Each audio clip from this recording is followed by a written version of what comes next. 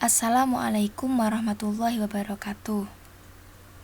Selamat siang anak-anak, bagaimana kabarnya? Semoga sehat selalu dan semangat untuk belajar. Pada siang hari ini bertemu dengan saya pada pembelajaran IPA akan membahas mengenai pemisahan campuran. Nah, untuk memulai pembelajaran pada siang hari ini, alangkah baiknya kita awali dengan membaca Al-Fatihah bersama-sama.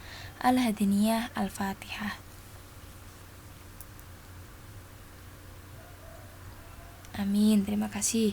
Nah, untuk presensinya nanti silakan menuliskan nama dan juga nomor absen di grup kelas seperti itu ya. Langsung saja. Nah, berikut merupakan ada gambar. Nah, gambar apakah itu? Dan terbuat dari apa barang ini? Dan bagaimana cara membuatnya? Berikut merupakan gambar minyak wangi ya. Nah, terbuat dari apa dan bagaimana cara membuatnya?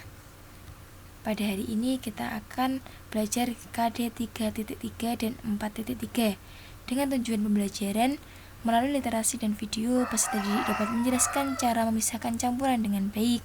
Kemudian melalui video peserta didik dapat menjelaskan sifat kimia dan sifat fisika dengan baik. Kemudian yang ketiga, melalui literasi dan gambar peserta didik dapat menjelaskan perubahan fisika dan kimia.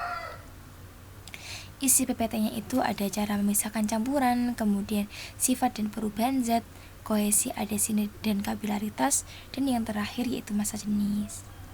Nah, berikut ada peta konsep, bisa dibaca sendiri ya. Pemisahan campuran adalah proses pemisahan antara dua jenis zat atau lebih menjadi zat tunggal dengan reaksi fisika atau kimia. Prinsip pemisahan campuran yang didasarkan pada perbedaan sifat-sifat fisik zat penyusunnya, seperti wujud zat, kemudian ukuran partikel, titik leleh, titik didih, sifat magnetik, dan kelarutan. Macam-macam pemisahan campuran diantaranya yang pertama yaitu filtrasi. Apa itu filtrasi? Filtrasi yaitu metode pemisahan yang digunakan untuk memisahkan cairan dan padatan yang tidak larut dengan menggunakan penyaring atau filter berdasarkan perbedaan ukuran partikel. Contohnya itu memisahkan kelapa dengan santan, kemudian memisahkan bubuk kopi dengan air, dan memisahkan atau menyaring pasir dan air. Berikut merupakan contoh pemisahan campuran pasir air dengan cara penyaringan. Yang kedua yaitu sentrifugasi. Sentrifugasi yaitu metode pemisahan campuran zat padat dan zat cair berdasarkan perbedaan berat jenis dengan memutar campuran tersebut pada suatu piringan. Contoh sentrifugasi seperti pemisahan sel darah merah dan sel darah putih dari plasma darah, kemudian pemisahan bubuk kapur dari air, pemisahan susu menjadi susu krim dan susu skim, dan pemisahan urin dari darah. Yang ketiga yaitu destilasi. Destilasi yaitu metode pemisahan campuran zat cair dari larutannya berdasarkan perbedaan titik didih. Apabila larutan dipanaskan menjadi komponen titik didihnya yang lebih rendah akan menguap terlebih dahulu. Contohnya itu destilasi seperti pemisahan air tawar dan air laut, kemudian pembuatan etanol atau alkohol, pemisahan air teh dan air murni, dan proses pemisahan minyak bumi. Kemudian selanjutnya yaitu kromatografi. Apa itu kromatografi? Nah, kromatografi yaitu metode pemisahan yang terjadi karena perbedaan kelarutan zat-zat dalam pelarut serta perbedaan penyerapan kertas terhadap zat-zat yang ingin dipisahkan.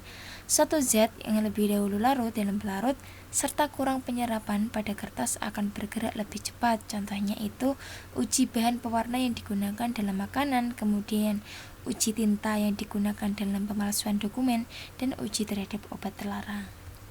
Selanjutnya sublimasi. Sublimasi yaitu metode pemisahan campuran zat padat berdasarkan perubahan wujud zat. Zat padat yang menyublim bisa dipisahkan dengan campurannya dengan zat padat yang tidak bisa menyublim. Contohnya itu memisahkan pasir dari kapur barus. Selanjutnya evaporasi dan kristalisasi.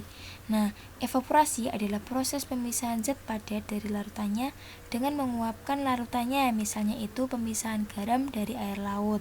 Sedangkan kristalisasi adalah proses pembentukan kristal zat terlarut dalam larutan dengan konsentrasi tinggi atau sangat kental saat melewati titik jenuhnya, misalnya itu pembentukan gula batu. Nah, berikut contohnya ya. Ini tadi yang evaporasi, ini yang kristalisasi. Kemudian ekstraksi. Ekstraksi merupakan proses pemisahan bahan dari campurannya dengan menggunakan pelarut yang sesuai. Proses ekstraksi dihentikan ketika tercapai kesetimbangan antara konsentrasi senyawa dalam pelarut dengan konsentrasi dalam sel tanaman. Selanjutnya ada pembahasan mengenai perubahan materi. Terdapat dua perubahan fisika dan perubahan kimia. Perubahan fisika merupakan perubahan yang tidak menghasilkan zat baru. Perubahan fisika meliputi percampuran atau kelarutan, kemudian ada perubahan bentuk, perubahan ukuran, dan perubahan wujud. Sedangkan perubahan kimia adalah perubahan suatu zat yang menghasilkan zat baru. Zat baru yang terbentuk dalam perubahan kimia disebutkan adanya proses komposisi materi.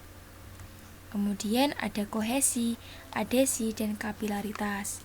Kohesi adalah gaya tarik-menarik antar partikel yang sejenis. Contoh, dalam suatu zat cair terdapat gaya antar molekul zat cair yang membentuk ikatan. Sedangkan adhesi adalah gaya tarik-menarik antara partikel yang tidak sejenis.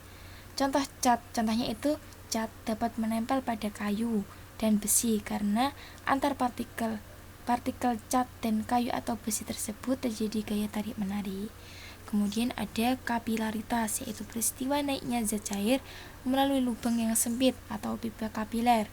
Semakin sempit lubang kapiler, maka semakin besar daya kapilaritasnya. Contohnya itu naiknya air tanah pada pembuluh kayu, kemudian meresapnya air dari kamar mandi ke dalam tembok, kemudian ada terserapnya air di lantai oleh kain pel, dan lain-lain. Kemudian ada massa jenis. Benda di sekitar kita memiliki massa jenis, termasuk gas juga. Massa jenis adalah perbandingan antara massa dengan volume. Berikut merupakan rumusnya.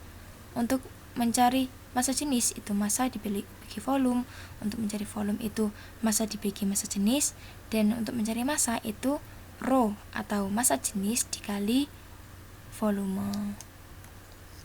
Sekian dari saya, semoga bermanfaat. Untuk minggu depan kita akan memasuki bab selanjutnya ya, yaitu mengenai kalor dan perpindahannya.